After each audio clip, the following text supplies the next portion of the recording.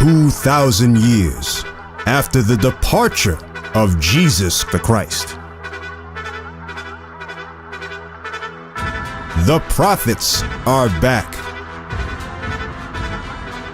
to teach the real Jews, the 12 tribes of Israel, their true nationality.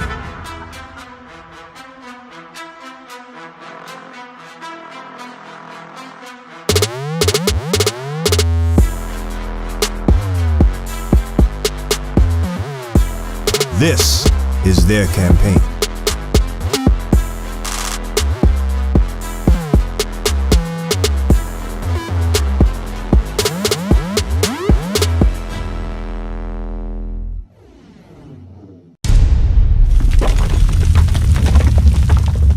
Just like Christmas, just like Thanksgiving.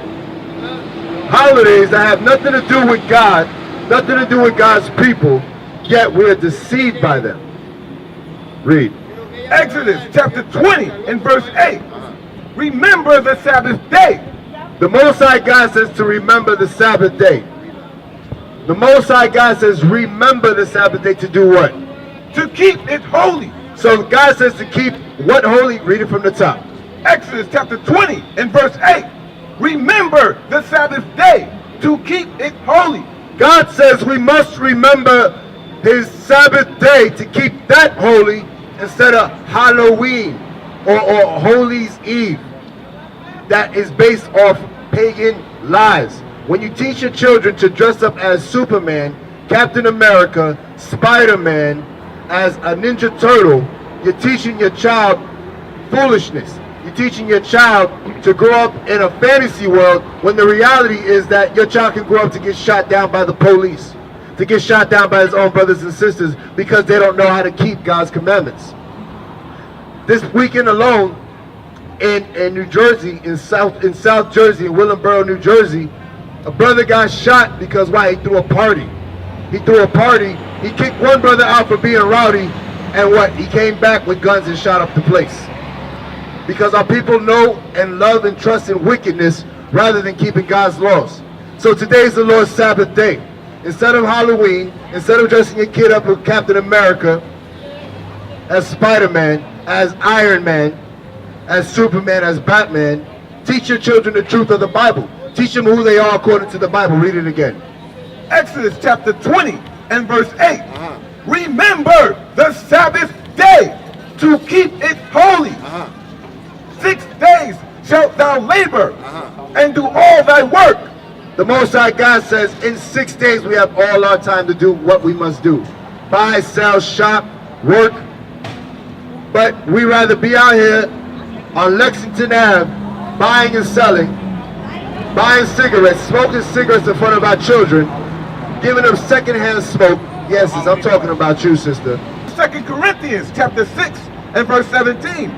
Wherefore, come out from among them. God says we must come away, come from what? The wickedness that we've been taught. Come out of Halloween. Come out of Thanksgiving. What are we giving thanks for? The slaughter, the slaughter of 200 million of your ancestors? That's what you're thankful for? Or you want to eat the turkey? You want to have cranberry sauce, yams? It's your family tradition. You want to dress up your kids in Halloween outfits, not knowing you're worshiping the damn devil doing it. That's the truth of the matter. You want to throw a Halloween get together. You want to take your children going trick-or-treating, not knowing the origin of trick-or-treat. Not knowing that Halloween was the worship of a Celtic god called Sam Hain, the damn devil the Bible speaks of. Yes, sir. Who are the Israelites? Brother, let me ask you a question. What's your name, brother? My name is Kajaf. Say it again. Kajaf. Kajaf? Yeah. Okay, Kajaf. My name is Noah. These are my brothers. Nice to meet you, sir. All pleasure. All praise. So what's your question? Yeah, who are the Hebrews? Who were the Hebrews? You're looking at them. You're looking at them right now. The Hebrews were God's chosen people. Give me Isaiah 44:1. Check this out, brother. Do you see your nationality on this sign? Nationality? Yes, sir. What they call you today? What they call me? Uh-huh. They call me a black man. They call you a black man. Yeah. Okay, read this. Isaiah chapter 44 and verse 1. Yet now hear, O Jacob, my servant, and Israel, whom I have chosen. Israel, or the Israelites, are God's servants, God's chosen people. You understand that? What color was it? What color are they? Give me Jeremiah 14 and 2. The Bible will tell you what color the Hebrews or the Israelites are today. So, do you have any knowledge of who the Israelites are? Because you're asking good questions. I think I know who the Hebrews were. Who are they today? I guess me, black man of Israel. Read. The book of Jeremiah chapter 14 and verse 2.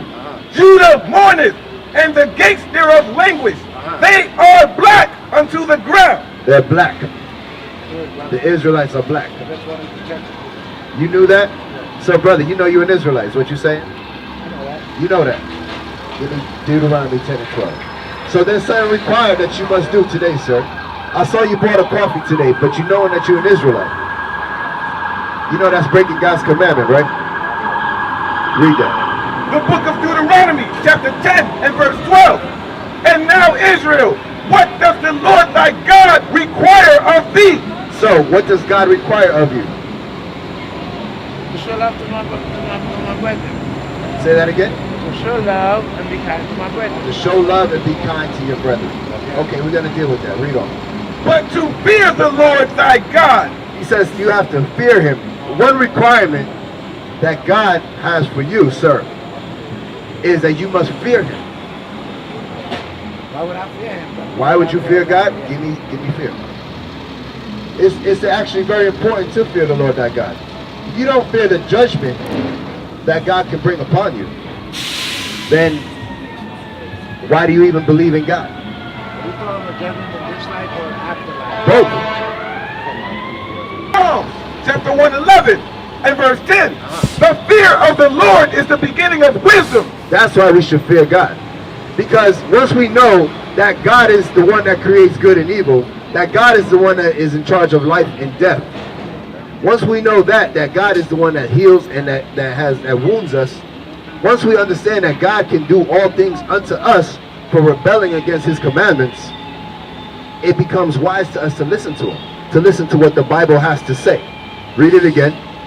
Psalms chapter 111 and verse 10. The fear of the Lord is the beginning of wisdom. That is the first thing that is, the Bible says it's the beginning, meaning the smartest thing you can actually do is the first step is to have some knowledge and wisdom that God can kill you. Read on. A good understanding have all they that do his commandments. A good understanding have those who understand the word of God, or those who keep his commandments. Give me Deuteronomy 32 verse 29. Now I want you to understand something, because I said something earlier and I don't think it resonated with you. God can judge you for your disobedience. Now maybe you bought that coffee not knowing today was the Lord's Sabbath day, but you know that you're an Israelite, so I want you to come away with this. Got it? Deuteronomy chapter 32 and verse 39. See now that I, even I, am he, and there is no God with me. So there's no other God with the Most High God in the heavens. There's only one true God, and that's the Lord God of Israel. Our God. Read. I kill and I make alive. God does what? I kill and I make alive. God can kill you for breaking his commandments. Yeah, but I have no fear of death or life after death. You have no fear of death. You should have the fear of the Lord. Read. I wound and I heal. He can make you sick for breaking his commandments, and he can heal you. He can give you health and prosperity. Read. Neither is there any that can deliver out of my hand. When God has his eyes set on you to bring the angel of death upon you, there's nothing that's going to reverse that. The only thing that can reverse that, sir, is by you keeping God's commandments. Enlighten me, brother. Yes, sir. You really believe that there life after death and you have been transported to heaven? Do I believe that there's life after death and then we're transported to heaven? Transported how? Very Spiritually, I guess. Spiritually, and go up in the clouds and whatnot? Okay. Give me that in Ecclesiastes. Give me chapter 12 and verse 7. I'll show you what happens when you die. Is that all right? All right. Ecclesiastes chapter 12 and verse 7. Then shall the dust return to the earth, and it has... So we're dust. We are the dust. The dust, when you get buried, you're going to return back to the earth. From dust you came, and dust you shall return, right? Read. Then shall the dust return to the earth as it was, and the spirit shall return unto God. And your spirit will return to God. You understand that? Now, does that mean your spirit goes and you're in heaven already? No. Because heaven, give me Matthew 6. Give me the prayer. Matthew 6 and verse 9. Heaven is a condition. Hell is a condition. The whole mentality that you have about heaven and hell, or angels, little white arrows and all that, that's a lie. You understand that? You get a period of rest. A period of rest when your soul leaves this earth. There's somewhere in the Bible that said that when you die, you're towards perish. Say that again, sir. There's somewhere in the Bible that tells me that when you die, you're towards perish. I can't recall the exact verse. Yeah, you're not going to have any recollection of this life. All You right. understand that? So then how would God judge me if I don't have to? Because everything is written down. You got it? Matthew chapter 6 and verse 9. After this manner, therefore pray ye, Our Father, which art in heaven, hallowed be thy name. Thy kingdom come. Thy will be done in earth as it is in heaven. So he says the kingdom. Christ is telling us to pray for the kingdom to come in the earth.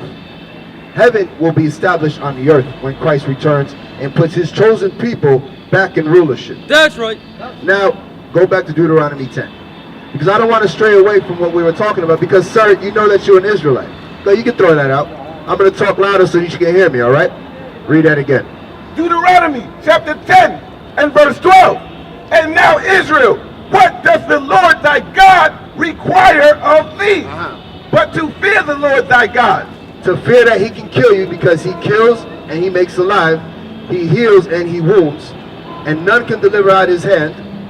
So we must fear, because that's the beginning of our wisdom. It's the smartest thing we can do as a people. Read. To walk in all his ways and to love him. To love him. To walk in all his ways is meaning what? Walk according to as the Bible is written, has prescribed to us what how we should live, how we should treat our neighbor, right? To take our mothers or our daughters to as wives. You get what I'm saying? To marry off your daughter to a righteous man. To marry the woman that you've been dealing with for the past 30 years, in which you didn't deem worthy to as a wife. Understand that? Read it. Give me the love. So you said something earlier about love, right? You got to just love God and love your neighbor, right? How do you love God? Yes. Up to my fellow man. Mommy, you have a question? Feeding my brothers, helping them when I can. Give me love.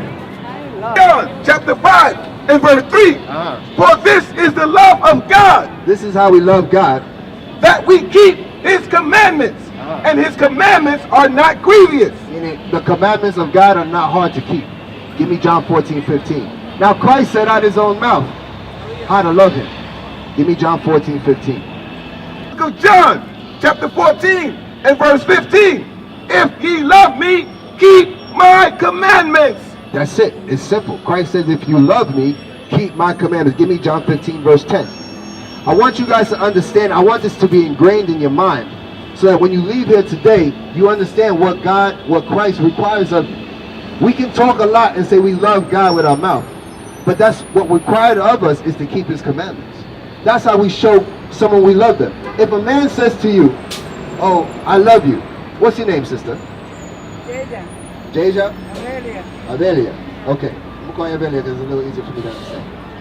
Avelia, if a man says to you, I love you, Avelia, but yet he doesn't come home at night, he's out late drinking, he's out late looking for women. Yeah, that's big. That's what you do. You're a whoremonger. You need to repent, brother. See our men, see the condition and mindset of our men. You see the condition and mindset of our men, that they say, oh yeah, I love you, but now I'm going to go and fool around. That man doesn't really love you. It's an action that he has to show you. You have to show your woman, or the woman has to show the man how they actually love him. Got it? John 15:10. The book of John, chapter 15 and verse 10.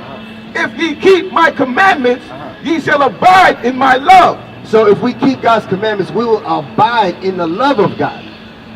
God says, listen, Ophelia and brother, I forgot your name, I apologize.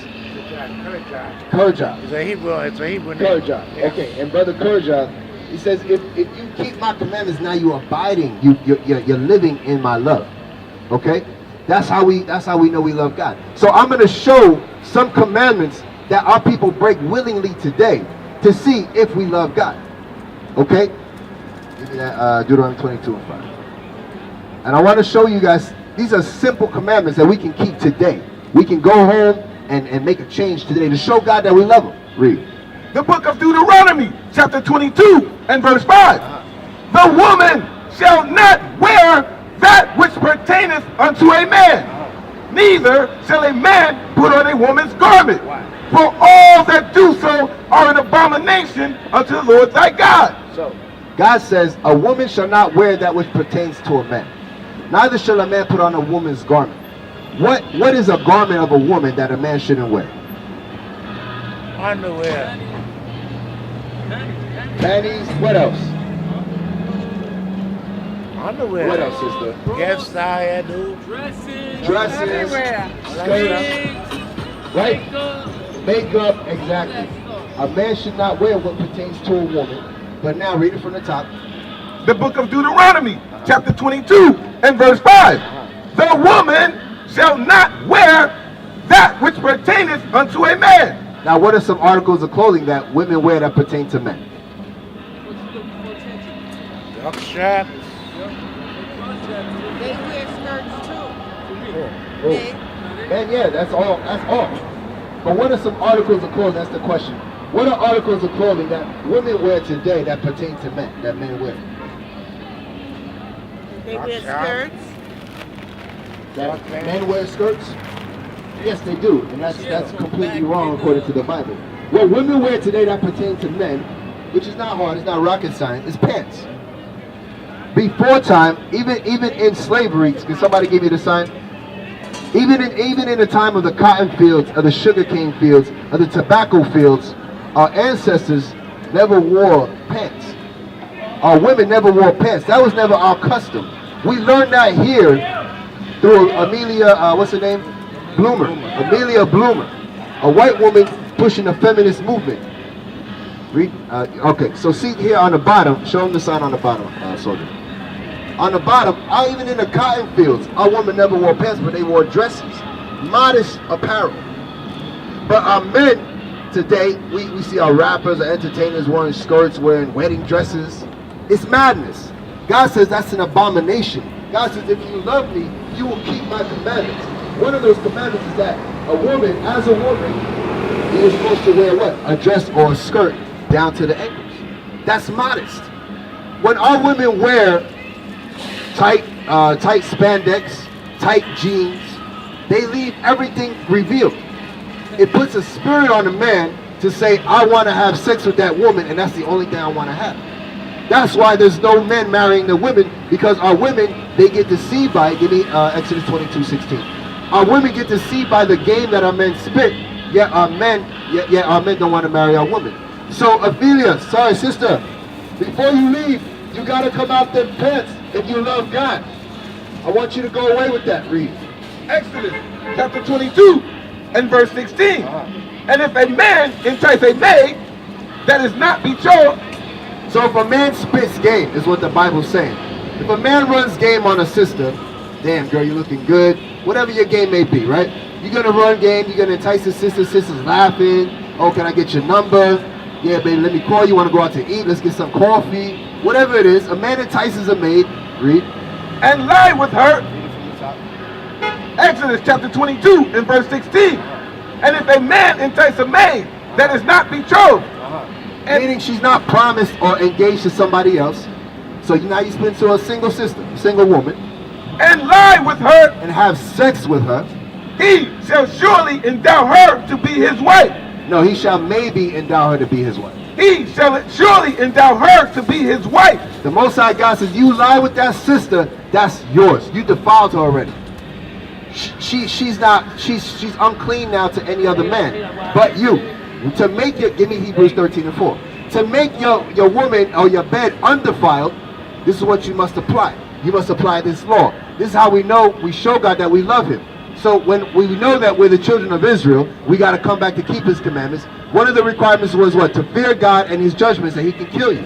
He can destroy you. He can give you illness. He can give you sick. He can bring sickness upon you. Cancer, diabetes, high blood pressure. All these things that plague our community today. Some of our mothers have those. Some of Shalom, brethren. Read that. Hebrews chapter 13 and verse 4. Marriage is honorable in all, and the bed undefiled. So to undefile your woman by laying with her, you must marry her. God is not about boyfriend and girlfriend. Boyfriend and girlfriend is teaching us as grown men to be boys. Think about the term boyfriend and girlfriend. It's not talking about man and woman, husband and wife. It promotes childish behavior. It promotes a spirit of whoredom in the land. That's why our young sisters are now running around with the tights on. Give me Iron. Or can you give me Willie Lynch? It's in my book bag, if anything. Now I want you guys to understand something. By applying these commandments, showing the Lord God that we love him, right? Go back to John 15. Let that go. Go back to John 15 and check. Well, they taking it back. Give me verse Willie Lynch syndrome, right? 20. Syndrome. That's right, the Willie Lynch letters. Willie Lynch, if you guys don't know who Willie Lynch is, he was a slave master. He was a slave owner. You understand? Yeah. You can buy this anywhere online, in a bookstore. This is about $4. Okay? This is how it. Show them the cover. Show them the cover. Don't mind if I come up and look By all means, you can look at anything you want. You can take pictures. You know about Willie Lynch, right, Jethro? Oh, yes, sir. You know about Willie Lynch. Brother, what's your name? Yes, sir. Anthony? Okay, Willie Lynch, you know about Willie Lynch letters? Okay, Willie Lynch wrote a manuscript on how to enslave the mind. Okay, and what the main course was to reverse the roles. Give me page 17 about the breaking of a. Nature has provided for this type of balance, where we reverse nature by burning and pulling a civilized nigger apart and bullwhipping the other to the point of death, all in her presence. All in the presence of the woman. So what happened was our slave masters were told in the manuscript, take a black man or a Hispanic man, because we still all black anyway, right? We're all the same people. That's what I'm trying to say. We're the children of Israel is what I'm trying to say. He said, take one of those Israelites, tie him to horses, have the horses go in separate directions, rip him apart. While that's happening, take his brothers, and beat them to the point of death, but don't kill them. Do it all in front of the woman and the child. Read.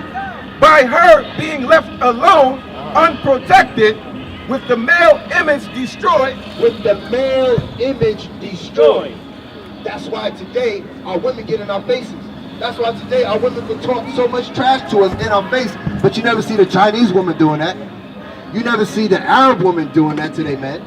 Why is it that the Puerto Ricans, the Dominicans, the so-called African Americans, why is it that our women get in our face, talk as much trash, sometimes even punch us in the face, slap us, but that doesn't happen in other communities, in other nations? I have one other question left. The ordeal caused her to move from her psychologically dependent state. From her psychologically dependent state on her husband, on the black man being her head, To a frozen independent state.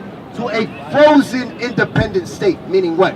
Now the woman can wear pants. Now the woman says, you can't tell me I wear the pants in the house. Now you can't say nothing to me because I'm strong, black, and proud.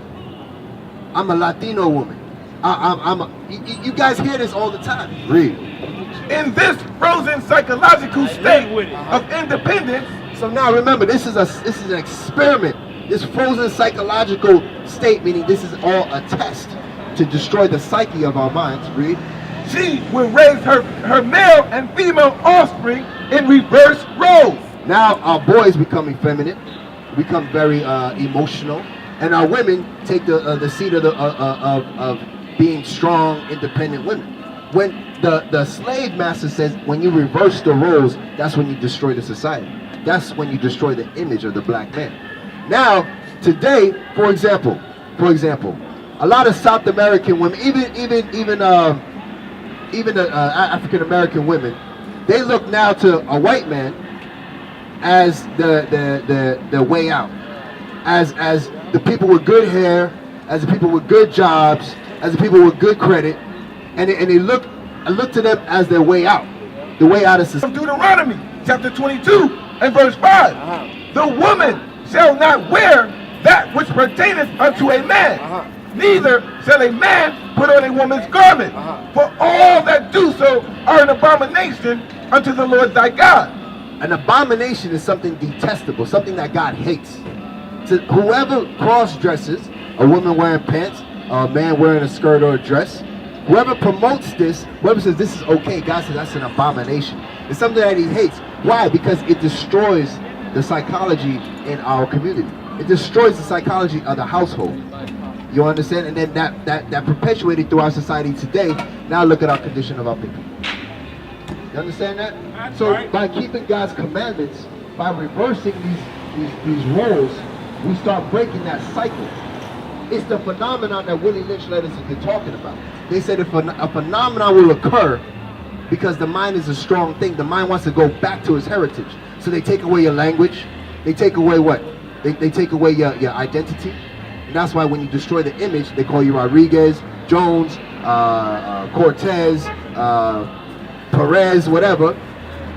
They destroy your nationality. They take away your language, your heritage, your culture, your identity. Now they can teach you anything you want. Now you're destroyed for a lack of knowledge. You understand that? Okay. Judge, what's your question? I gotta run. Well, What's your question? what color was Jesus Christ? What color was Christ? Let's get that. Stick around. I'm gonna give you the color before you go. Okay? You gotta keep God's commandments, Brendan. You can't be big in your head bald either. You gotta let some of that hair grow in. Okay? You understand that? The book of Leviticus chapter 21 and verse 5. They shall not make baldness upon their head. Meaning what? Deliberately balding your head, like Pitbull, Michael Jordan, right? Like your famous superstars read. Neither shall they shave off the corner of their beard. Meaning what? Cut into your beard line. Let the beard line grow naturally. Don't shave it. Let the beard line grow naturally. You can trim it down, but don't cut it off. You see how this brother has his beard? He has it growing naturally. He can shape it up. He can do what he needs to do, but so long that he don't cut into it. I can't grow my beard. This is what I can grow, so I'm growing what I can. You understand that? Just like this brother, he's trying to grow a beard. He's growing what he can. Just like this brother, he's growing his beard. Just like, yeah, some parts you can't go. And my baldness is hereditary. God sees that you love him. God sees you making the effort. Now give me a revelation.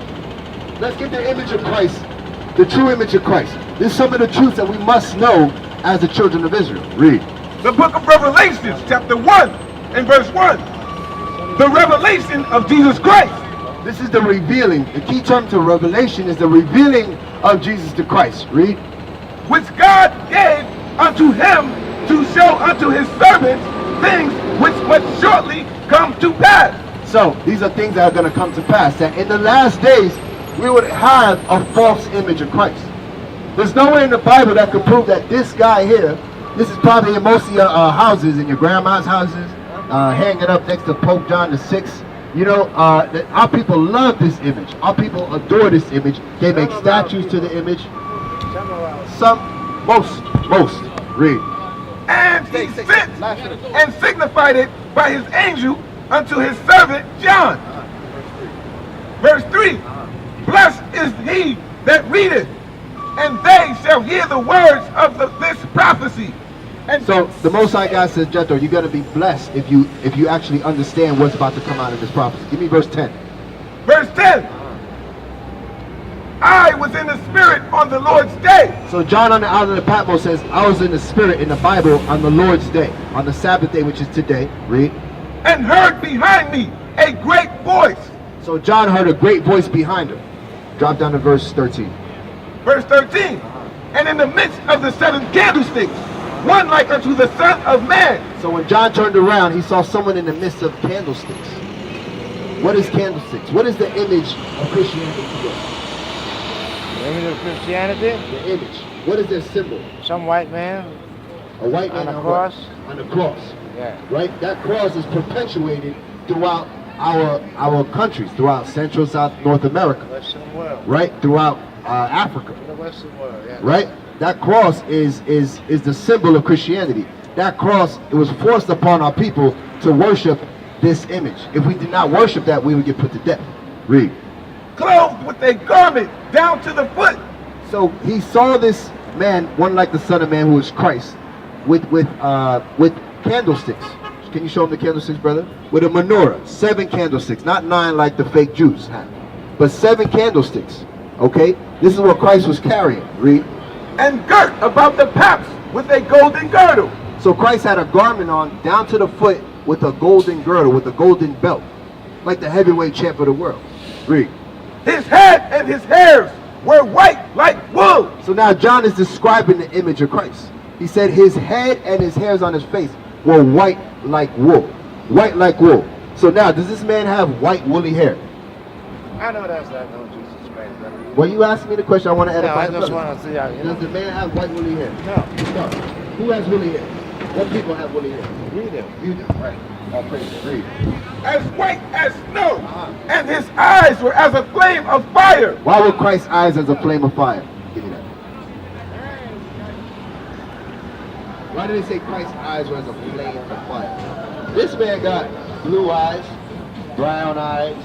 This man has all color. He comes in many different pictures. Never really the same image. That's how you know it's a false image. Read. Genesis chapter 49, verse 12. His eyes shall be red with wine. Christ's eyes shall be red with wine because he drank wine in moderation. When we drink as a people, when you get a little strong drink in you, the whites of our eyes turn red. Christ wasn't a drunkard, but he drank in moderation. The Bible allows us to drink, but not get drunk. We must remain sober-minded. Go back. Revelations chapter 1, verse 14.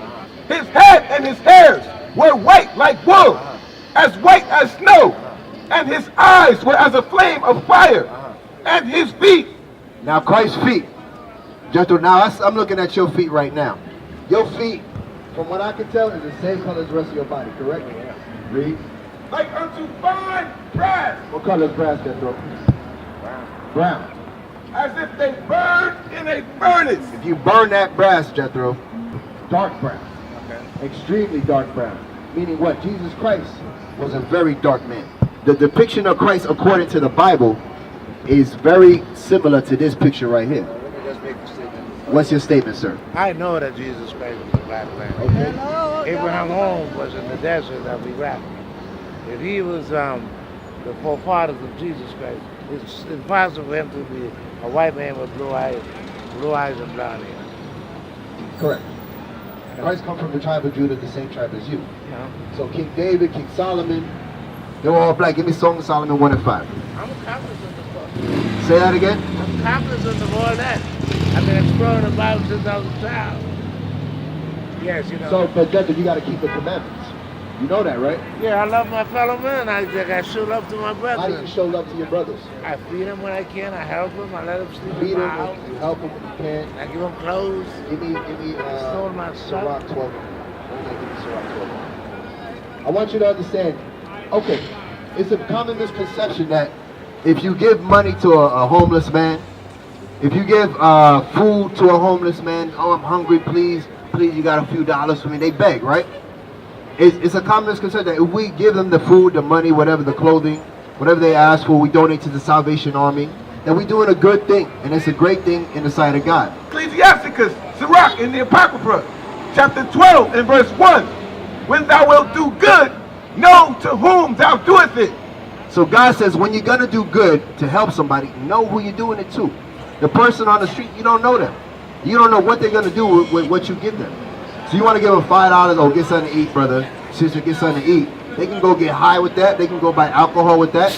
They go buy drugs. That drug deal may turn out to be a murder on one of your brothers and sisters. Read. When thou wilt do good, know to whom thou doest it.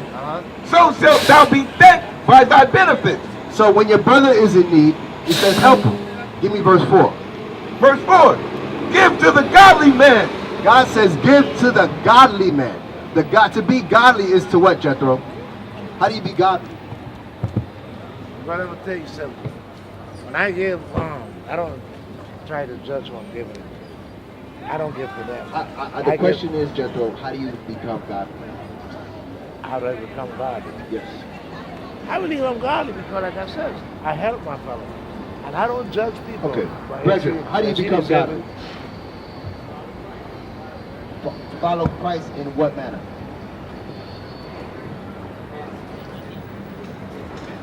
Keeping his commandments. That's how you become godly, by keeping God's commandments. Yeah, but that's to love my brother and to feed him. Verse 4.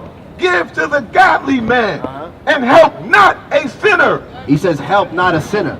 Someone that's breaking God's commandments, he says, don't help that person. Why? Do well unto them that is lowly, but give not to the ungodly. Hold back thy bread. He said, hold back your money from the ungodly man, from the homeless man that's asking you, that's begging for money. Because the life of a beggar is better to die than to live a life of a beggar. A man got to work for what he has, for what he needs in life. You understand that, Jethro? God says, don't give to the ungodly man. Give me verse 9. Give me verse 9. No, give me verse 6. Start at 6.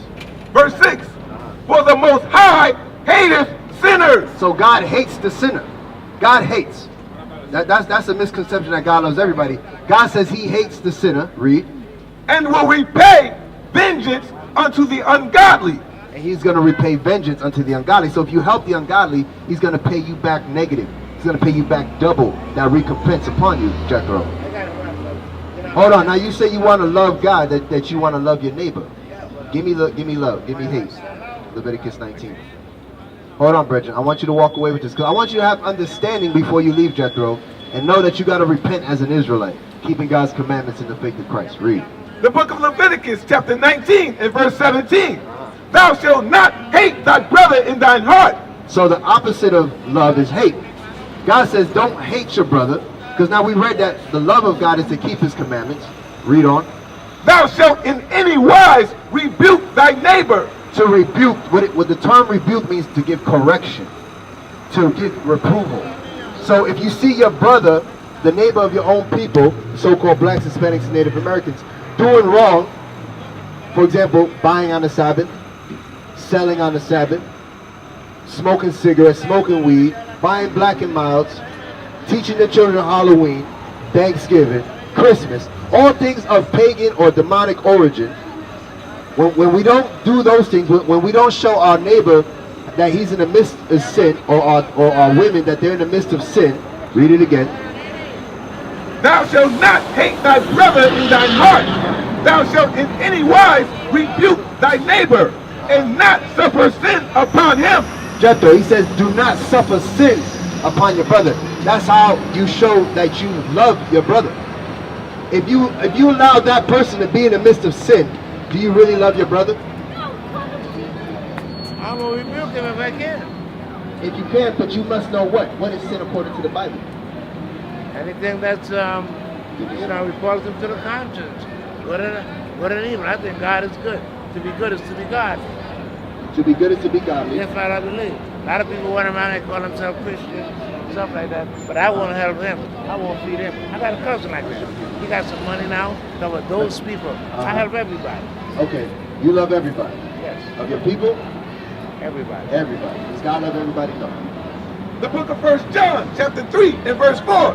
Whosoever committeth sin, transgresseth also the law. For sin is the transgression of the law. So when you see your brother in the midst of sin, breaking God's laws, then you must reprove him. You must correct him. That's how you show him love, or her love. You understand that? But you got to know the commandments. Now give me Isaiah 40 and verse 8. That's what I want, right?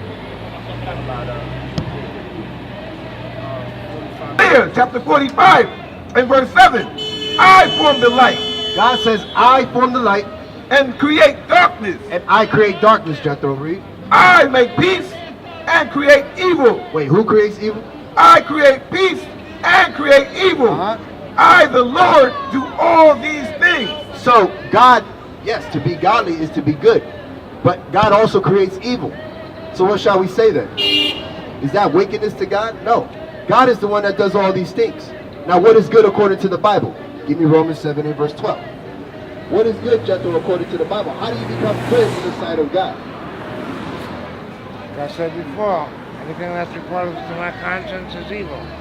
Everything that's Jethro, acceptable to my you're not conscience. listening to the Bible. Read. The book of Romans, chapter 7 and verse 12. Wherefore the law is holy, and the commandment holy, and just and good. And what? And just and good. To be a just man, to be a good man, you must keep the laws. That would make you holy in the sight of God. But Jethro, how are you going to reprove your people, give correction to your people, if you just think what's in your mind? Give me Proverbs chapter 3 and verse 5. Proverbs chapter 3 and verse 5. Trust in the Lord with all thine heart, With all your mind, Jethro. and lean not unto thine own understanding. But don't lean unto your own understanding, thinking what's good in your conscience is what's going to be good with God. Because what you've been doing your whole life has been wrong in the sight of God. Today, the Most High God directed your steps in front of the prophets so that you can learn the right way. You learn how to be good, how to be holy in the sight of God. You understand that, Jethro? So now, go back to Deuteronomy 10 and 12. So I want you to leave with this, because these are things, the requirements of you, Jethro. Requirements of you before you leave today. God is marking you today with the truth of the Bible. Read. The book of Deuteronomy, chapter 10 and verse 12. And now Israel, what doth the Lord thy God require of thee? But to fear the Lord thy God, to walk in all his ways, and to love him, Remember, love was what? Keeping God's commandments, and they weren't a hard thing to do. and to serve the Lord thy God with all thy heart and with all thy soul, to keep the commandments of the Lord and his statutes, which I command thee this day for thy good. For your good. That's what's going to put you in a good way. Okay, thank you, brother. But I always go back to the scripture that says, the first commandment is to love the Lord your God with all your heart, your mind, your body, and your soul. And the second commandment is to love your brother as you love yourself. Okay?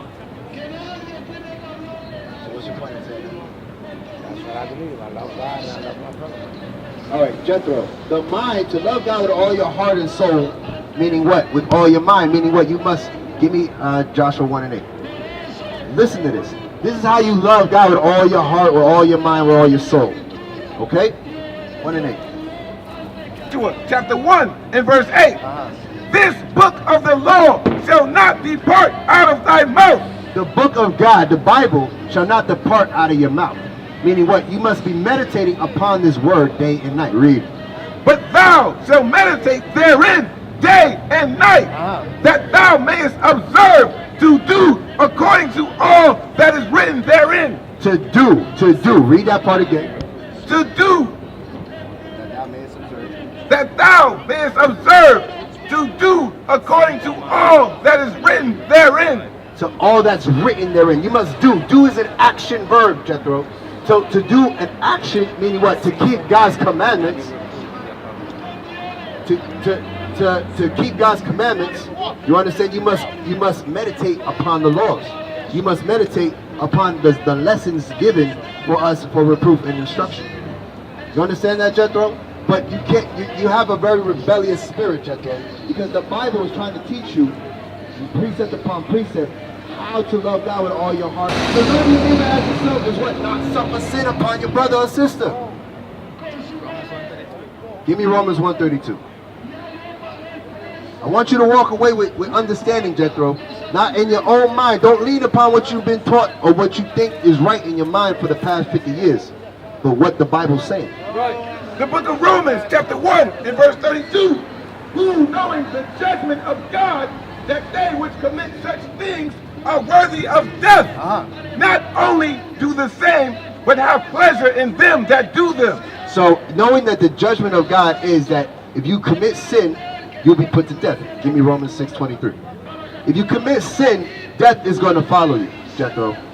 Knowing that the laws of God is trying to bring light to your life, trying to give you enlightenment on how to understand and walk in the path of God, how to love God with all your heart, mind, and soul, and how to love your neighbor as yourself by not suffering sin upon him, but yet by you saying, I don't fear God, I'm not afraid of his judgment, I'm going to just do what's right in my own mind, you're being rebellious.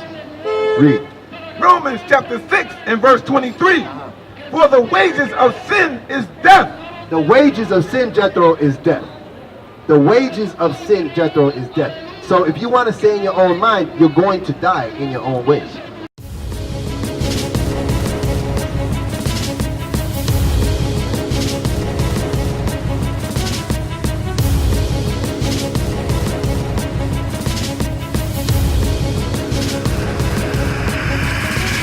Shalom, Israel. I'm Elder Nathaniel, Israel United in Christ. YouTube likes to shut our channels down, as some of you have noticed, ever so often. Subscribing to join IUIC will assure you will always stay connected to our YouTube accounts. We want to do our best to make sure this truth gets out. Please click and join our subscriber YouTube channel called Join IUIC to stay linked to all of our videos. So again, please make sure you subscribe to this Join IUIC channel to get your latest updates from all our YouTube channels. Shalom.